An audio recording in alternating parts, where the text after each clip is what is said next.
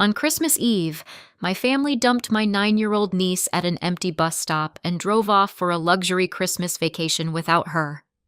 "You always ruin Christmas," they told her. I didn't hesitate. I did this.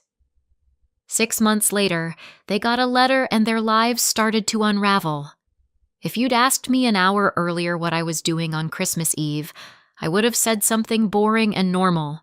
Matching pajamas, a cookie sheet cooling on the counter, my husband Michael pretending he wasn't excited about the annual tradition of eating dinner straight off paper plates because it's Christmas and I'm not doing dishes.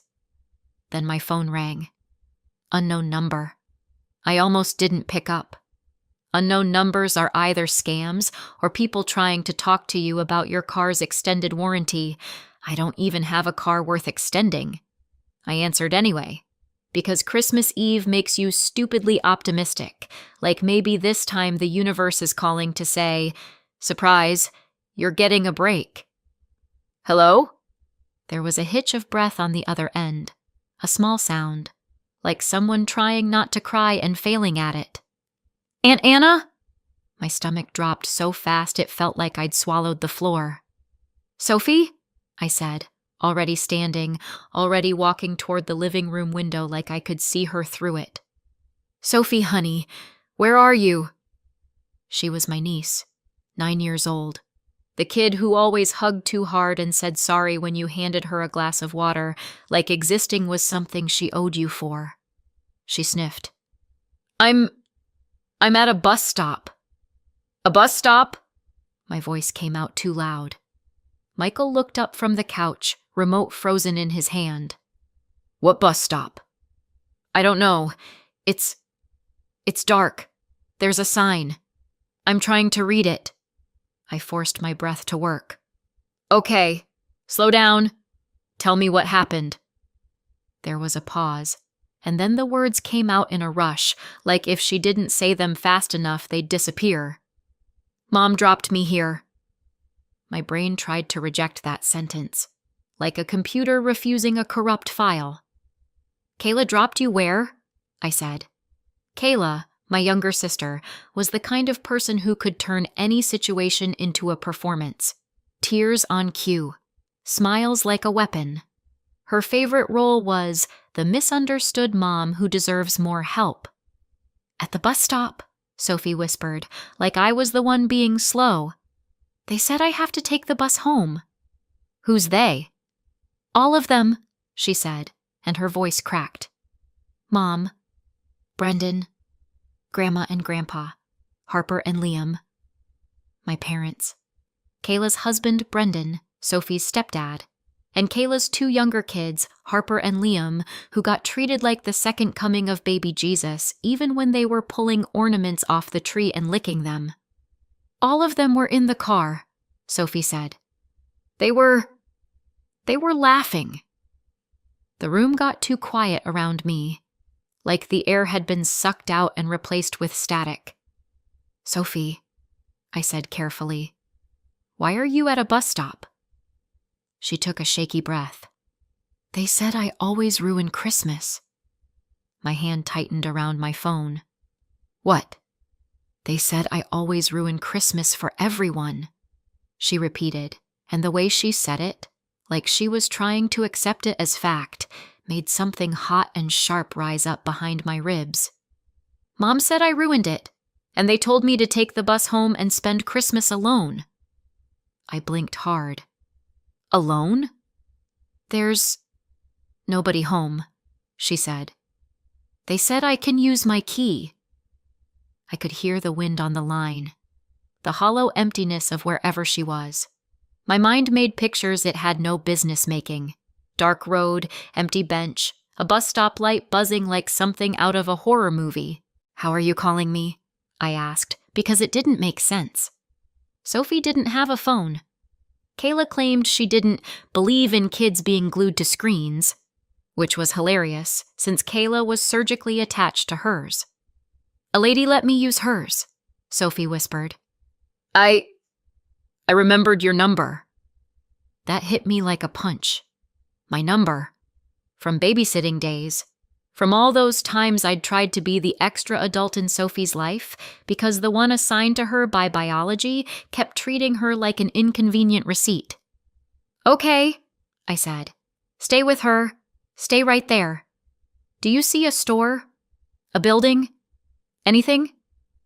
There's nothing, she said. Just a road, and a sign, and a bench. Read me the sign. She sniffed and mumbled, then tried again. It says Pine something, Pine Ridge, and Route 16. I pulled up maps with shaking fingers. My eyes flicked wildly across the screen. Pine Ridge, Route 16. My phone offered me 3 Pine Ridges, and none of them were places you wanted a 9-year-old waiting alone. Sophie, I said, trying to keep my voice from snapping in half. I'm coming to get you. No, she blurted. Please don't call Mom. I started, but she cut me off, fear spilling out. She'll be mad. She'll be really mad. She told me not to. She told me to go home and... Her voice got small again. She said I ruin everything. I closed my eyes. There it was, the thing that had been hovering at the edge of my awareness for years. Not a bruise, not a dramatic headline, just a kid who believed she was the reason holidays went bad. Listen to me, I said, and I didn't care that Michael was watching, that my voice had gone low and dangerous. You didn't ruin anything. Do you hear me? There was a pause.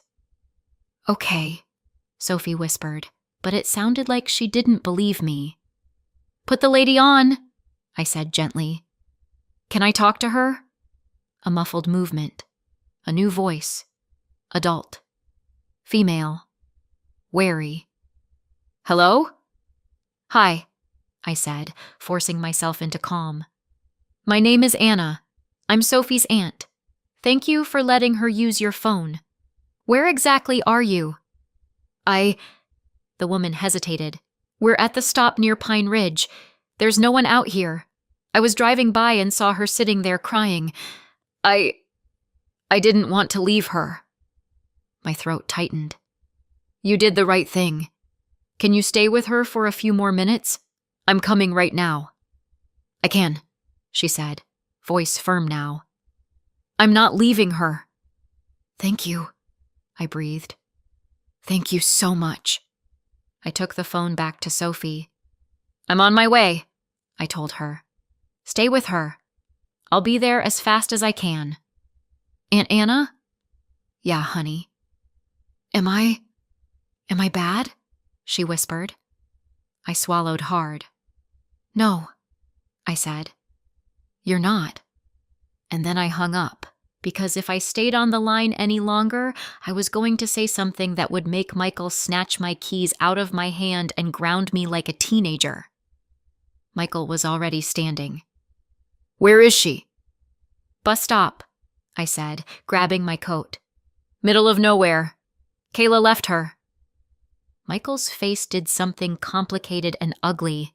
He didn't ask if I was sure. He didn't say maybe there's a misunderstanding. He didn't offer a calm, reasonable alternative like, let's wait and see. He just said, I'm coming. I'm driving, I snapped automatically. Fine, he said. Then I'm navigating, and I'm bringing a blanket. He moved fast. Not frantic, not flailing, just purposeful. Like the moment he understood a child was alone, something in him clicked into place. We were out the door in under 2 minutes. Cookies forgotten. Christmas music still playing in the living room like a cruel joke. In the car, my hands were tight on the steering wheel, knuckles pale. Halfway there, my phone buzzed. Kayla. I stared at it like it was a live grenade. Sophie had begged me not to call her, and I hadn't. But Kayla calling me on Christmas Eve wasn't normal unless she wanted something. I answered on speaker because if I held the phone, my hands might shake. Anna! Kayla's voice was bright. too bright. "Merry Christmas Eve!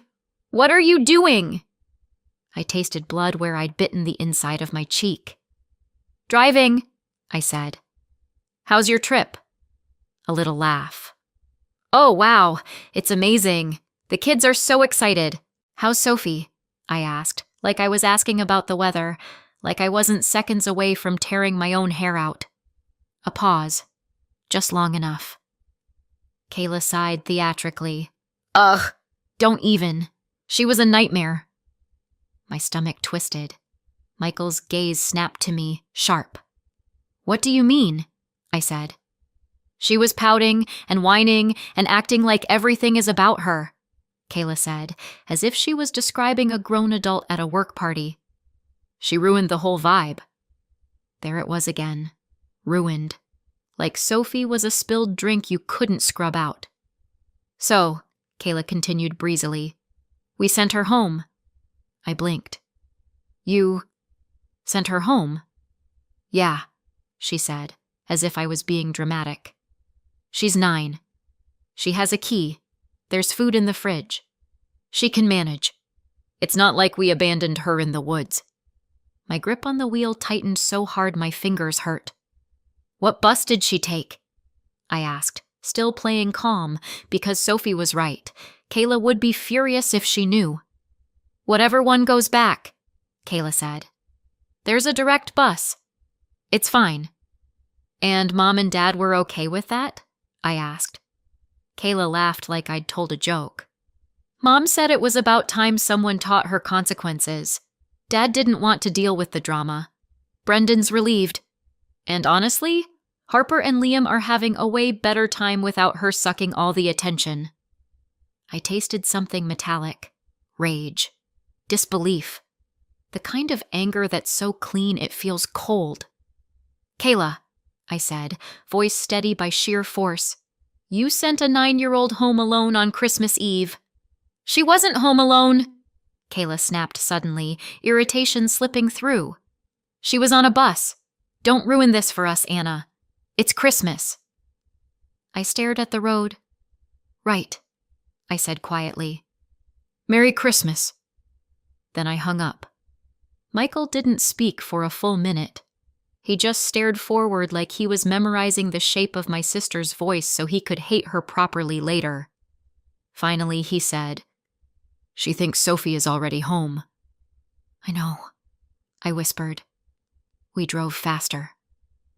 When we finally pulled into the empty stretch of road, my headlights swept over a bench, a sign, and a small bundled shape sitting stiffly under a streetlight that flickered like it was trying to die. "Sophie." My chest caved in. I slammed the car into park and got out before the door was fully open. Sophie looked up, and for a second her face was blank, like she didn't trust what she was seeing. Then she stood, shaky, and ran. She hit me like a little cannonball, arms tight around my waist, her whole body trembling. "I knew you'd come," she whispered into my coat, and it broke something in me so cleanly I almost couldn't breathe. "I've got you," I said, voice rough. "I've got you." Behind her, the woman who'd lent the phone stood with her arms crossed, jaw tight like she'd been ready to fight anyone who showed up and didn't have good intentions. "Thank you," I told her, eyes stinging. She nodded once. "Don't thank me. Just don't leave her there again." "I won't," I said, and for the first time that night, I meant it like a vow. In the car, Sophie sat wrapped in the blanket Michael had brought. She stared at her hands like they didn't belong to her. "You're spending Christmas with us," I said, keeping my voice light, like this was the plan all along. "Okay?" Sophie's eyes flicked up. "But Mom said—" "I don't care what she said," I cut in, immediately softening when Sophie flinched. "Sorry, you're with us tonight." The rest of the drive was quiet. Sophie's breathing gradually slowed. Her shoulders unclenched a fraction. When we got home, the house smelled like sugar and cinnamon and the life we were supposed to be having tonight. We got Sophie warm, We got her fed. We got her settled on the couch with a blanket and a mug of cocoa she held with both hands like it was keeping her upright. And then, in the soft quiet of our living room, she said it again. They said I ruined Christmas. I sat beside her and stared at the twinkling lights on our tree. Somewhere else, my sister was sipping something expensive and laughing. And Sophie was sitting on my couch, trembling like she'd been dropped into a world that didn't want her. I watched her eyelids droop. I watched her fight sleep like it was dangerous. I tucked the blanket higher around her shoulders, and I made a decision so sharp it felt like a click. They didn't know it yet, but Christmas Eve wasn't the end of this. It was the beginning. Favoritism doesn't always look like a villain twirling a mustache and cackling over a cauldron of child neglect. Sometimes it looks like a family photo where you're always the one told to move to the side so the little ones can be in the middle. Sometimes it's a birthday cake with candles you blow out alone because your sister is too tired, but somehow has enough energy to open her presents first. Sometimes it's being 13 and standing in the hallway in socks while your parents take your younger sister out for ice cream because it's more for younger kids. Kayla was 3 years younger than me, and she learned early that the world bent for her if she made the right face. My parents weren't monsters. They didn't hit me. They didn't lock me in a closet. They did something worse in a quieter way. They made me feel like I was optional. Kayla was the favorite, not in a subtle way either, in a way that felt like a running joke everyone understood except me. I tried for years to earn what she got for free. Good grades, perfect chores, being easy, being grateful, being invisible. It didn't matter. Eventually, I stopped trying. Not because it didn't hurt, but because hope is expensive, and I was tired of paying for it. When we were older, I thought that would be the end of it. Like favoritism was a childhood disease you grew out of. Then Kayla got pregnant. She was barely out of high school, still living at home. I was in university and living there too, because tuition had a way of eating every dollar you thought you had. Kayla didn't want the baby. She said it openly, like it was the weather. By the time she realized she couldn't undo it, resentment had already set up camp behind her eyes. Sophie arrived, small and pink and demanding, like babies are. Kayla held her for pictures, and then handed her off like a purse she didn't want to carry. My parents were still working. Kayla was still Kayla. So the baby ended up with me. At first it was, "Can you watch her for an hour? I just need a nap." Then it was, "Can you take her? I have plans." Then it was, "You're good with her. She likes you." I was the one who warmed bottles, the one who paced the living room at 2 a.m., the one who learned Sophie's cries like a language. I told myself it was temporary, that Kayla would mature, that motherhood would click. It didn't.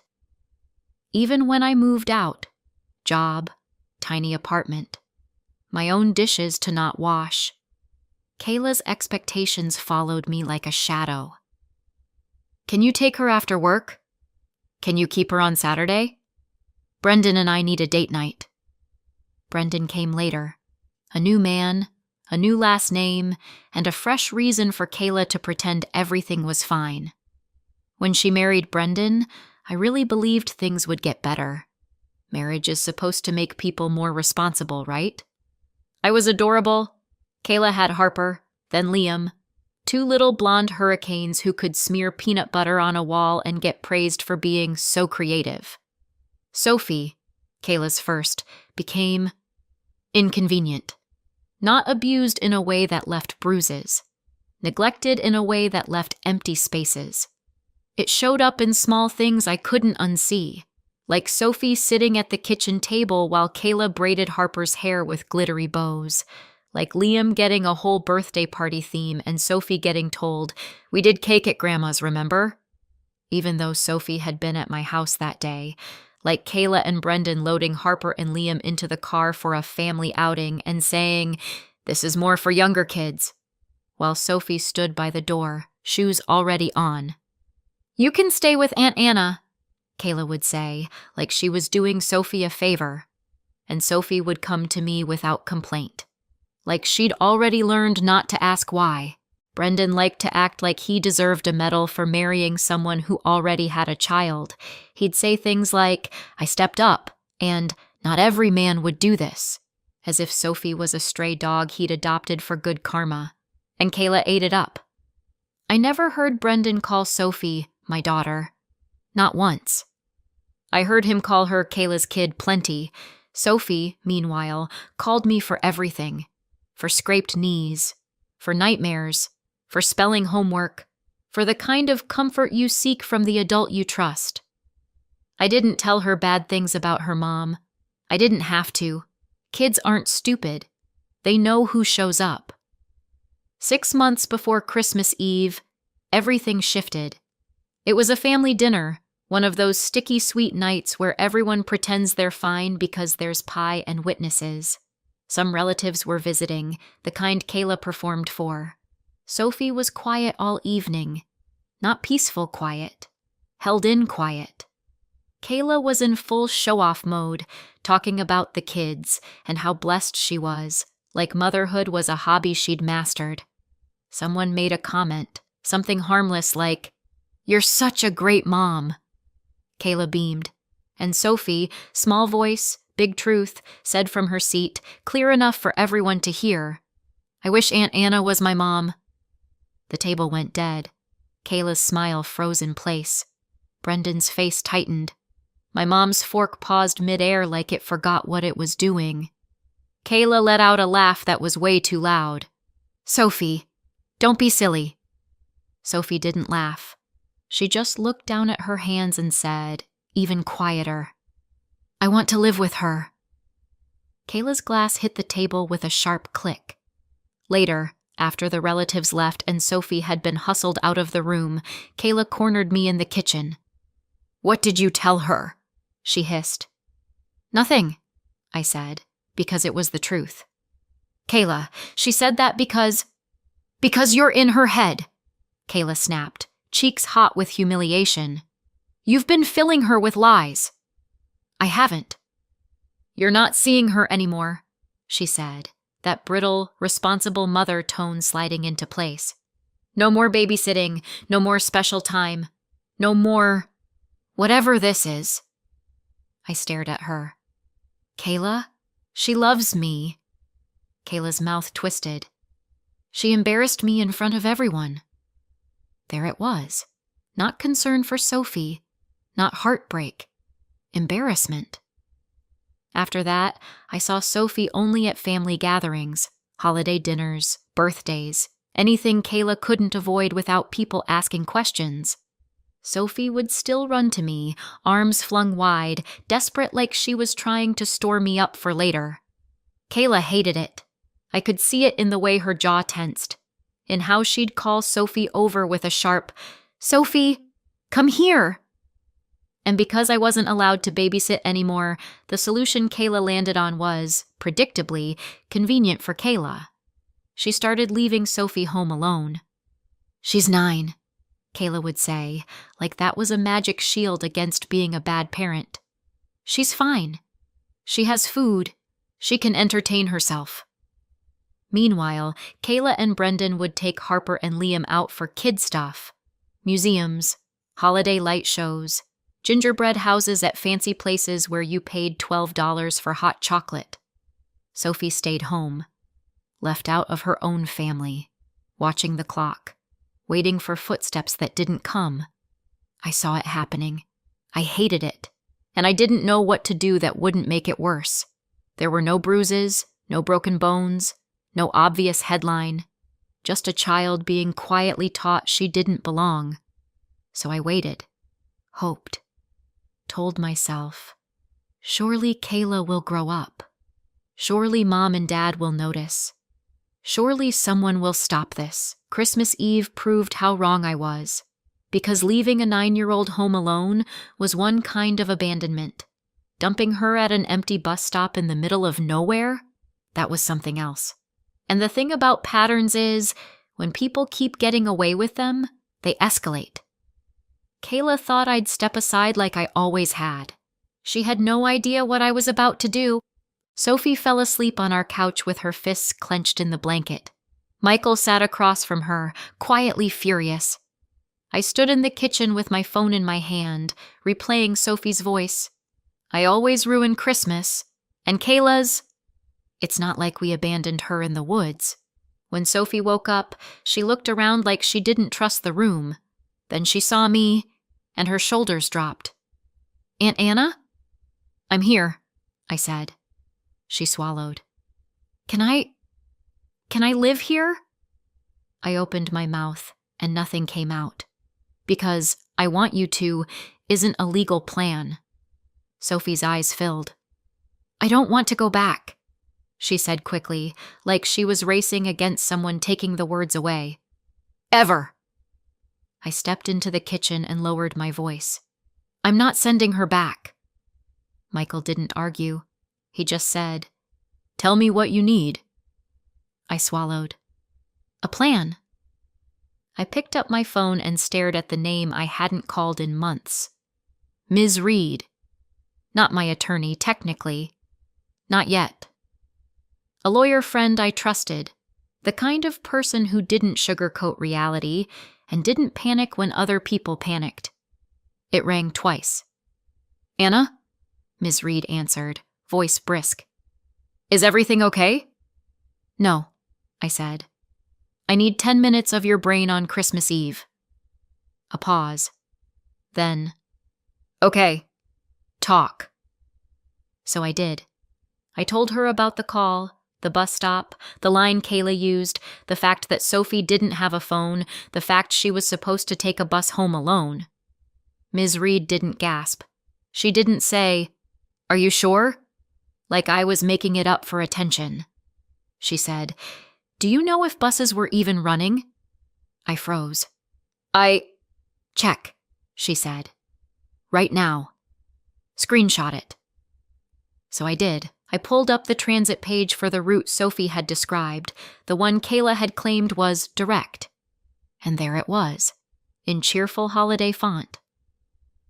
No service. Christmas Eve. Evening.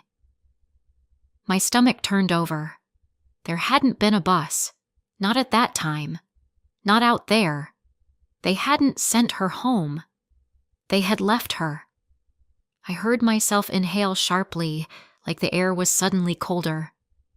Ms. Reed's voice came through the phone. "Anna?" "No buses," I said, voice flat. "There were no buses." "Okay," Ms. Reed said, and her tone shifted, still calm but steel underneath. "That's important. Now listen. Document everything. And you need to report this. Police and CPS." My heart pounded. "Tonight?" "Tonight," she confirmed. "And Anna, do not get pulled into a family fight. Keep your communication clean. Stick to facts. Let the system do its job." I stared at Sophie again. She was rubbing her eyes, small and exhausted. "Okay," I whispered. After that, we moved fast. Not dramatic, not screaming, just decisive. I went to the police station first because it was open, and because my hands needed to do something real. I gave a statement to an officer whose name I didn't catch because I was too busy trying not to explode. I told the truth. All of it. The phone call. The location. The ruined Christmas line. The no bus confirmation. Then I called CPS and made the report, answering questions that made my stomach twist because saying the words out loud made them more real. Yes, the child had been left alone. Yes, the guardians had left town. Yes, the child was safe with me now. Yes, I could keep her safe. I hung up and felt like I'd stepped off a cliff. Sophie slept in our guest room that night. Michael put a nightlight in there without a word. I didn't sleep. I lay in bed staring at the ceiling, replaying every moment I'd ever dismissed as not my place. For the next 4 days, I kept waiting for the call. Not the angry one, not the performative one, the panicked one. The one that starts with, "Where is she?" The one a normal parent makes the second they realize their kid isn't where they left her. It never came. Day 1, nothing. Day 2, nothing. Day 3, still nothing. Sophie was in my house, eating, showering, whispering apologies when she didn't need to, while her own family enjoyed their vacation like they hadn't left a 9-year-old behind. On day 4, my phone rang. Kayla. I let it go to voicemail. Her message came through sharp and rattled, the holiday cheer gone like someone had flipped a switch. Anna, call me. Sophie isn't here. She's not at the house. Do you know where she is? Not, is she okay? Not, did something happen? Just, where is she? Like Sophie was a missing purse. I called Ms. Reed. She told me, do not answer her directly. Let CPS handle this. Not long after, Ms. Levis, the CPS worker assigned, called and confirmed what I already felt in my bones. A case was open. Placement was being discussed. Interviews were coming. And yes, Kayla would be contacted. Not by me. By the consequences she'd tried to dodge. For a couple of days after that, Kayla didn't suddenly turn into a worried mother. She turned into what she always was when she felt cornered. Loud. When she finally learned Sophie was safe with a relative, the switch flipped. It wasn't panic. It was outrage. Accusations. Dramatic language. The kind of anger that's less about Sophie and more about control.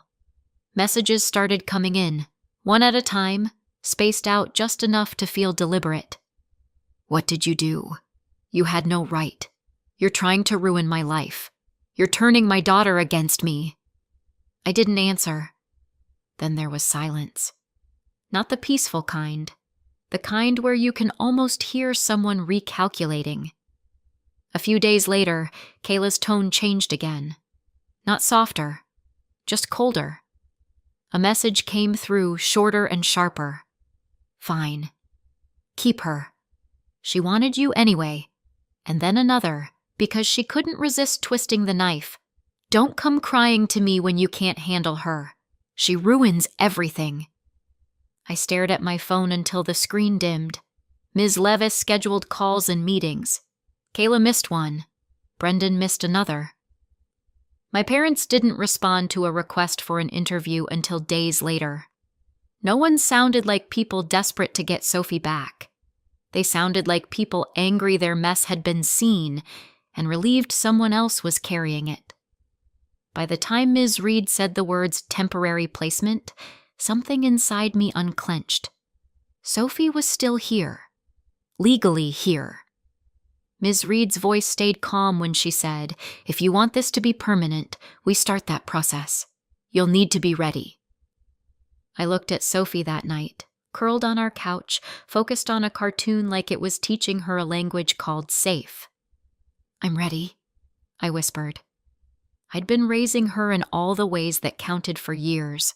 I loved her like she was mine, and I wasn't going to keep living on borrowed time. Kayla still thought this was a tantrum I'd get over. She had no idea what was coming, because 6 months later, they would get a letter, and overnight, the people who couldn't wait to be rid of Sophie would become desperate to take her back. 6 months later, things were almost quiet. Not healed quiet. Not we're a family again quiet. More like the kind of quiet you get when someone stops fighting because they've decided they don't care enough to keep swinging. Kayla missed calls. Brendan didn't show up to half the meetings. My parents stayed conveniently vague. Paperwork moved forward without drama, which, if you've met my family, felt suspiciously close to a miracle. I started letting myself think it. Soon, she'll be mine on paper too. Then Ms. Reed called me and said, Anna, come to my office, today. No greeting, no joke. Just that tone lawyers use when they don't want you to panic until you're sitting down. By the time I got there, my stomach had already decided we were in trouble. Ms. Reed didn't waste time. She shut the door, handed me a copy of a letter, and said, "Your sister and your parents received this." I looked down. Estate attorney letterhead, formal wording. The kind of envelope that doesn't show up unless someone died or something expensive changed hands. Ms. Reed tapped one paragraph with her pen. "Read that."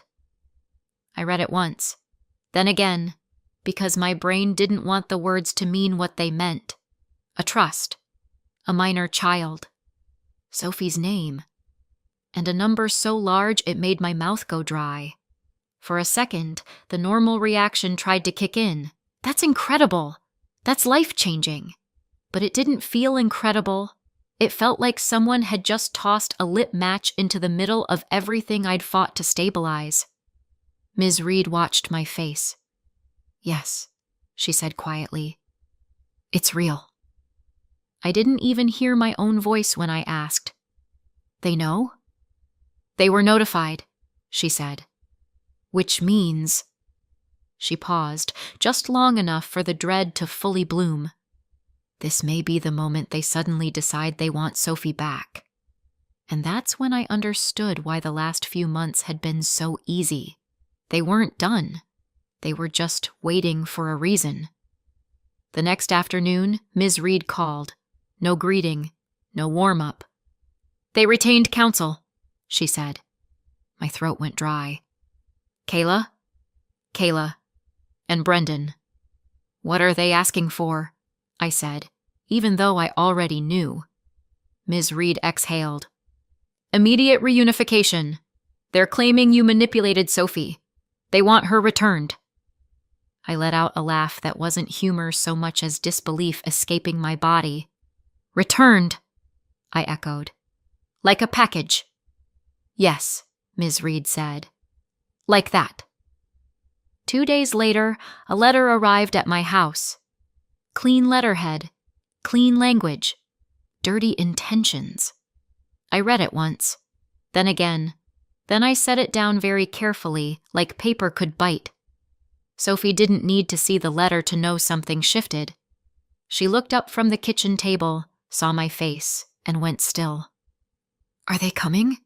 she whispered. I crouched beside her chair. "You're safe," I said. "Okay," she nodded like she wanted to believe me, like belief was something she had to practice. That night, Kayla finally texted me. Not, "How is Sophie?" Not, "I'm sorry." A performance. "You stole my daughter. You poisoned her against me. I want her home." I didn't reply. If I replied, I'd say what I really thought, and Ms. Reed would have to bill me for arson. The next day, another message. "We'll see you in court." And then my mom left one voicemail, and it sounded like she'd rehearsed it. "Anna, this has gone too far. Sophie belongs with her family." I listened to it twice, waiting for the part where my mother remembered Sophie was a child. It didn't come. Ms. Reed moved like a machine after that. She printed everything. Screenshots, reports, notes, missed meetings. She stacked Kayla's words in neat rows where no one could pretend they were misunderstandings. "Fine. Keep her. She wanted you anyway. Don't come crying when you can't handle her. She ruins everything." Ms. Reed tapped the papers. "This is why I told you to keep receipts." My hands were cold. What if the judge believes her? Ms. Reed didn't blink. Kayla wrote her motive down. She just didn't realize she was doing it. On the day we went in, Sophie stayed home. I didn't want her sitting in a room where adults argued about her like she was property. She'd had enough of that for a lifetime. Before I left, she grabbed my sleeve. "Do I have to go back?" she asked, so quiet it barely counted as a voice. I crouched and looked her in the eyes. "No," I said. "Not if I can stop it." That was the whole point. The hearing wasn't a movie. No speeches, no gasps. Just Kayla in her best, concerned mother costume. Brendan acting like he'd always cared. My parents looking wounded, and Ms. Reed, calm and relentless, letting Kayla's own messages do the damage. Kayla tried to paint me as obsessive. Ms. Reed slid forward the screenshot where Kayla told me to keep Sophie. Kayla tried to claim she'd always been involved. Ms. Reed pointed to the no-shows, the missed calls, the 4-day silence where nobody even noticed Sophie was gone. Kayla's face tightened when she realized the story wasn't, "My sister stole my child." It was, "I didn't want her until she became valuable." The decision came later, on paper. An envelope, a court order, dry words that changed everything anyway.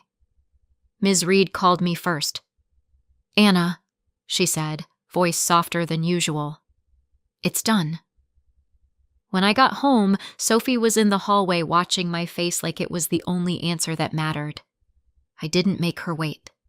I knelt down and nodded. Her breath hitched. She didn't smile. Not right away, like she didn't trust happiness to stay.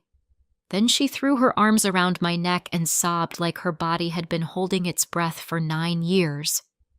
"I'm staying," she choked. "You're staying," I said into her hair. "You're home."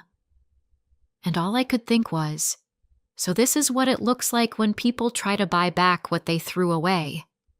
Too late. A year later, the house is still the same on the outside. Inside, it isn't. Sophie has her own room now, hers, not for now. The adoption is final. The court order is final. And no, Kayla doesn't get visitation. Brendan doesn't either. Neither do my parents. Sophie made her position clear, repeatedly, and for once, the adults in charge listened. Then the trust paperwork landed. From the estate of Sophie's biological father's mother, a woman Sophie had never even met. Not a rumor. Not a nice little inheritance. $1,100,000. It's locked in a trust for Sophie, and I'm the trustee. So no, we didn't blow it on a new car or a bigger house. It goes where it's supposed to go. Therapy, school, stability, medical care. Everything Sophie should have had without needing a court order to get it. As for Kayla, I cut them off completely. Blocked numbers, filtered emails. No contact. I heard through relatives that the story got out and it got ugly for them. Turns out abandoning a kid on Christmas Eve doesn't come with great social reviews. Sophie's safe. She's steady. She's finally living in a home where love isn't something you earn by being small and silent. So tell me, did I go too far? Or not far enough? Leave a comment. And if you want more stories like this, hit subscribe.